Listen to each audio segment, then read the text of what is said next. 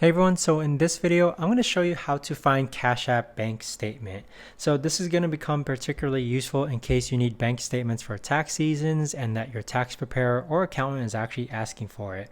So before we get started, I do want to make sure and to remind you to update your Cash App application and make sure it's up to date with the latest version.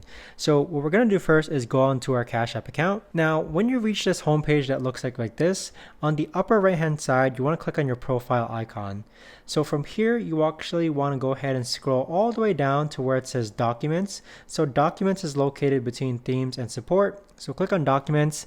And now the next thing you want to do is click on Account Statements. So once you click on Account Statements, you're going to see that your account statements are organized by year and month. You just want to go ahead and click on the month in which you want a bank statement for. So for our demonstration purposes, we're going to go ahead and choose November. So as you can see right here, this right here is your Cash App bank statement.